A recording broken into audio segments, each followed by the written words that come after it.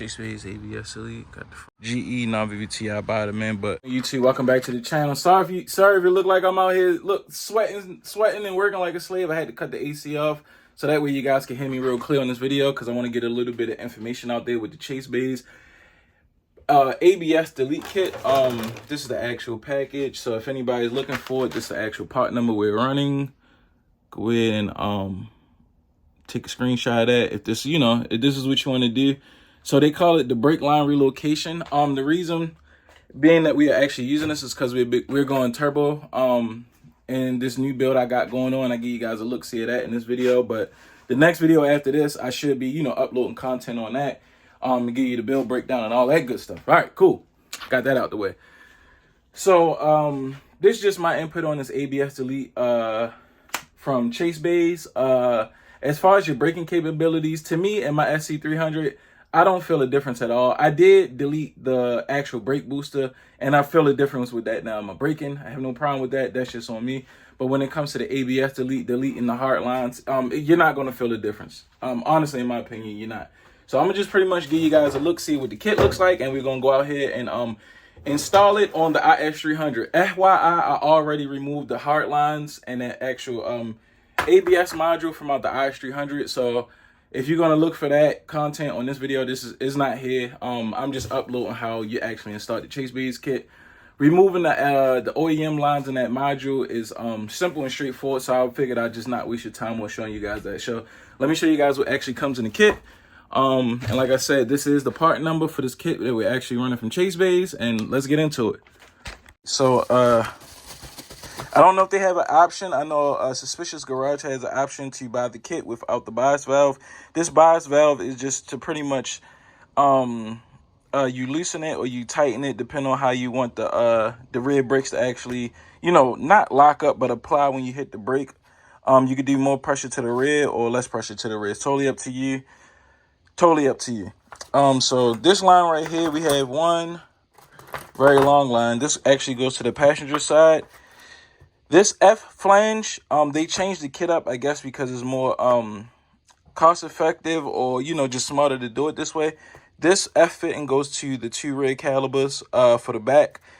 This one line, this one hose here goes from the, the two brake calibers underneath the car. I'll show you when I get out there. You'll understand once we get to the car. And then this goes up to the actual bias valve on the outside. And this actually goes from the brake booster to the inside on the bias valve. This hose goes to the other side of this T-fitting right here to the driver's side. And this part of the T-fitting actually goes into the brake booster. And like I said, you'll understand once we get out there to the car. It'll all make sense. I sweat bullets in here and pass out. I'm gonna get this AC cut on, get this garage cool back down, and we're actually gonna go out here and install this on the car today. As far as bleeding the brakes, I'm not gonna do that today. It's a real simple brake bleed, just like you would just bleed your brakes any other time. There's nothing any different when it comes to bleeding this thing. So let's go ahead, let's get this kit outside, cut this AC on, so when I come back in here, it's a lot more cooler. And let's get to work, y'all.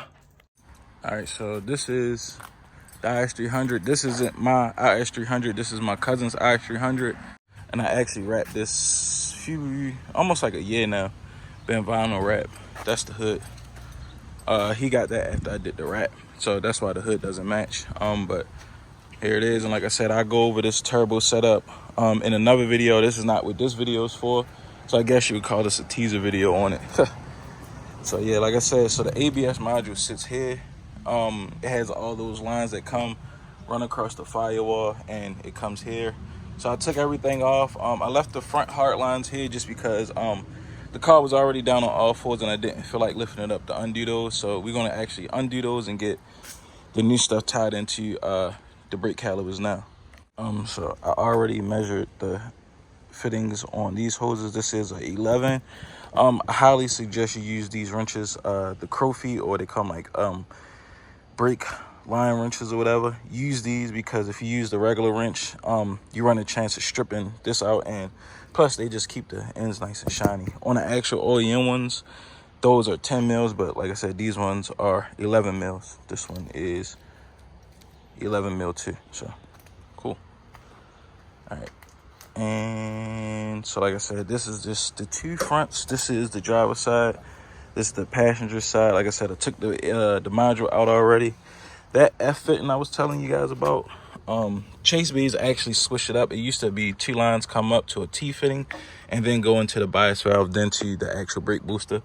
So what they did now was they constructed the F fitting to actually tap directly into these, and it's actually one hose from the F fitting coming all the way up to the bias valve, and I'll show you guys. I'm gonna go ahead, get this knocked out because I'm trying to install the engine today, and I got to get content on that. So I'm gonna be actually editing like 2 to 3 videos a day. So I'm gonna go ahead and get this these lines installed and show you guys and give you the rundown on how it's actually going. A little advice while you're doing this, with taking these actual fittings off for the rear, so it sits like this, and there's this one bolt holding it, so they sit like this. Don't unbolt it. I unbolted it. I got this one side off, but when I was trying to get this side off, couldn't get it to break. Bolted the bracket back to the car and just actually used a 10 mil, you know, in this one, just to break the brake line free. And now I could just drop it out, untwist it, and finish installing this kit. All right, so got the ABS delete in. So Chasebays ABS delete, got the front hooked up, the rear. That one goes down to the bias valve. I actually had to, it came with a bracket and the stock hose there. I had to drill here because it was going to make the valve sit down too low. And as you see, the hose is already like bent a little bit. That's not really bad. I got to tighten that. Tighten this side. The fronts are tight. I just did the fronts. Everything matched up, and I have the rear, the driver's, the passenger side front line running. Goes through the boot. The front goes through the factory boot. And I left the wheels off to show you guys. Connect straight down. That fitting on the Chasebays kit, going to the brake hose, is 11 mil on this side and that side. Yeah, it's just a clean look. 10 times cleaner, you know, versus taking a module and bending it back, or just having a module there in general. I did do that brake relocation, the battery relocation kit on here anyway. So you can't see it, but the power line for the starter is here. It's kind of like camouflage with the mesh. I didn't put the lug on it yet because I don't know the exact length to reach the starter. All this is 0 gauge, just for the alternator. And you see, so there's a hole right here. I did the battery location kit on Dante car, and I'll leave a link in the description. There's a boot here. I just slid it through there. It runs the passenger side of the car. I'll show you what it looks like in the trunk real quick. This is the CX Racing intercooler pipe. I get to that in a separate video. But battery box is bolted down. This is the negative, which you see is grounded in the trunk. 0 gauge. Positive is here. I'm still waiting for a few parts for this. Well, that's the power, is just super duper long. I'm waiting for the terminal connectors and the fuse to come in. But other than that, the battery location is done. The ABS delete is done.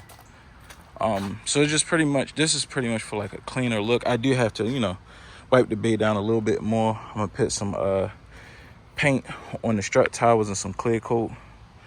And yeah, we dropped the engine in. It's a GE non-VVTi bottom end, but like I said, that's for another video. So it's a good look without that box being there. So I believe that is the passenger side. No, that's the driver's side. Brake hose, passenger side. And this is the complete module. So you can undo it without cutting the hoses, without actually cutting the hard lines. But with your engine, you may have to cut the hard lines just to get it, you know, around the back of the block or the back of the cylinder head. But oh, terrible.